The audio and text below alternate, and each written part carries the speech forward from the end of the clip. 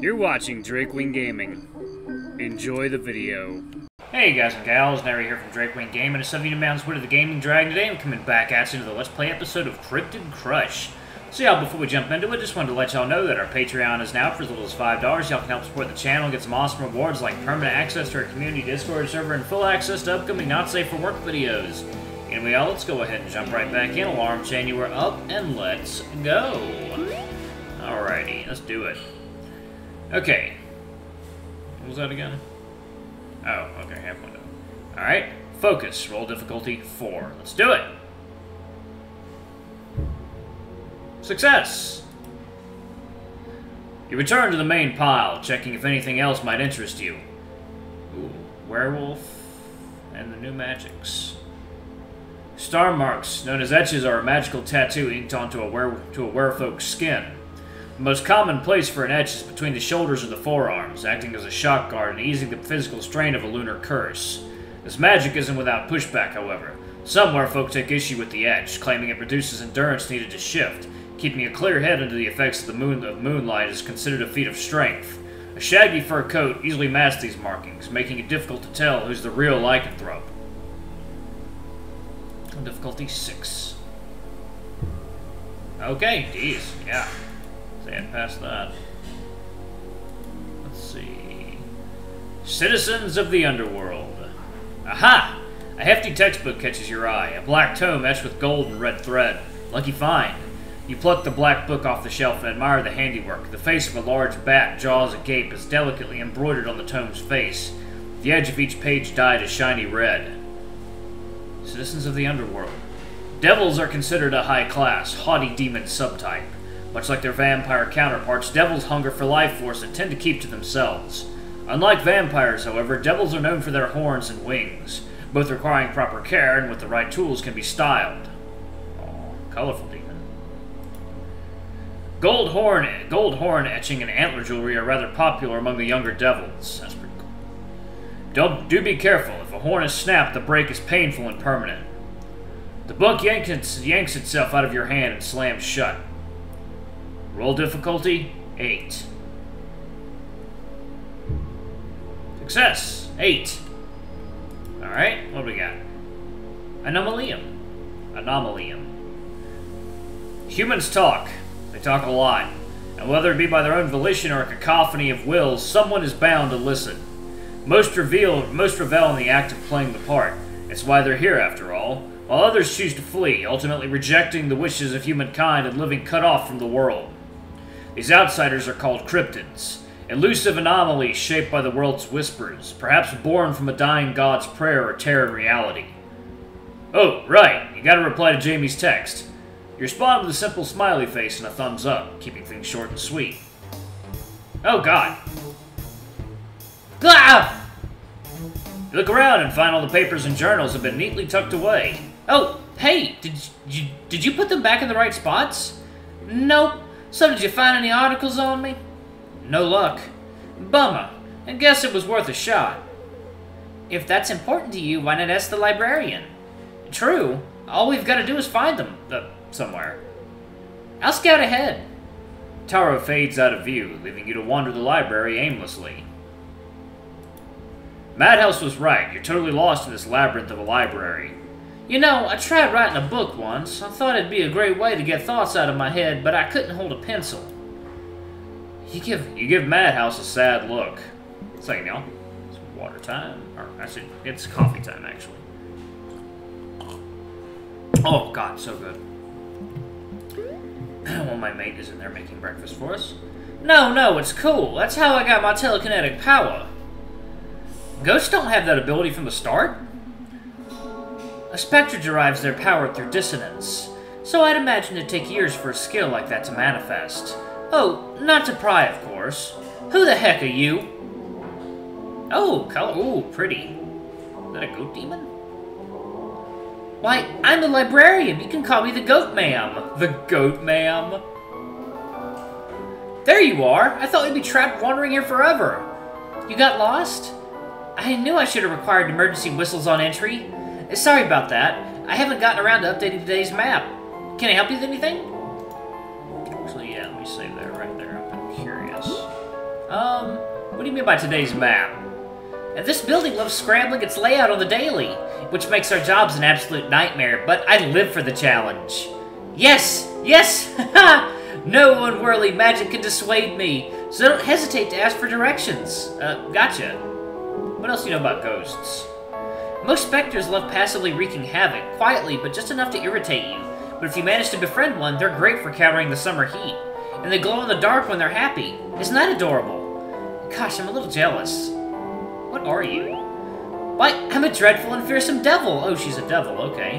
You can tell by my lovely wings and horns. Or what's left of them, anyway. Isn't Jamie a devil? I think so. Let me guide you rascals back to the front desk. Goatman takes you to the library, ducking and weaving through the aisles. She's fast. Psst. Would you ask the nice lady about how to get my body back? Your body?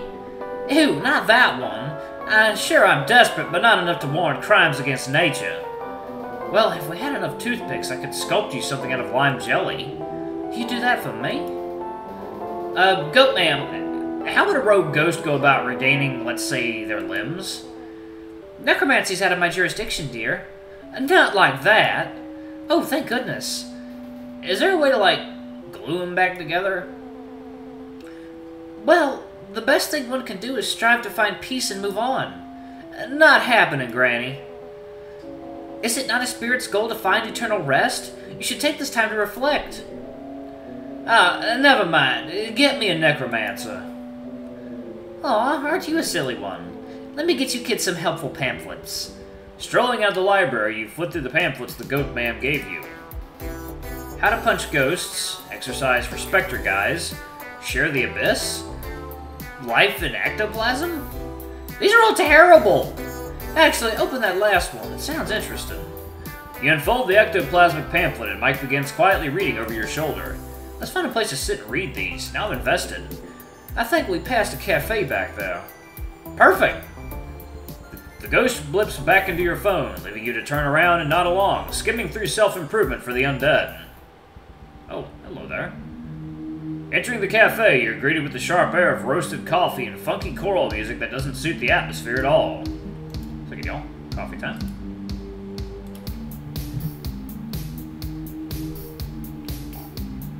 Oh god, it's so good. Not that you're one to judge. Everyone has their odd music tastes. You're just here for a chair and a bite to eat. Are you in line? Standing towards the counter is a bundled-up cryptid hunched over a tiny coffee cup, dressed in layers of warm clothes and a fuzzy hat to match. It takes a moment for them to muster up a feeble reply. I was hoping to change my order, but I think Longhoop's coffee is just bad. Noticing another customer's finally stopped by, the droning music suddenly cuts to a peppy folk playlist. Welcome! What would you like to order? Abyssal cold brew is half off. Jamie? Towering demon freezes up on the spot, their cheeks flushing a bright blue. No, please, look away. Oh. Begone, human! Gaze not upon my wretched form. You mean your work uniform? Precisely. I am but a worm in this state. Hey, if it's too awkward, I can come back when you're on lunch break. No, I must be strong. Alva chai. Some people call it chai, I pronounce it kai. Alva kai latte and a croissant. You could save $2 if you order an abyssal cold brew. Sure, if you recommend it. No, it tastes very bad. How about an iced green tea? Great choice.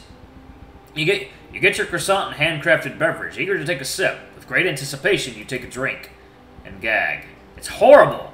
It tastes like a vacuum of space slathered with the Marianas Trench. Good lord, what the fuck would that even taste like? Just darkness and empty space? This isn't what I ordered! I believe you ordered an abyssal green tea? No. Abyssal? It's where we source our ingredients. Blah! What if I made you a drink that's off menu? I insist. Okay, just don't get in trouble. That's part of the fun. You nudge the drink aside while Jamie heads back behind the counter. Car batteries! Pardon? If you took some jumper cables and hooked me to a car battery, that'd be just the jolt I need to get my powers back. Are you trying to electrocute me? No? Why would I do that? Who knows?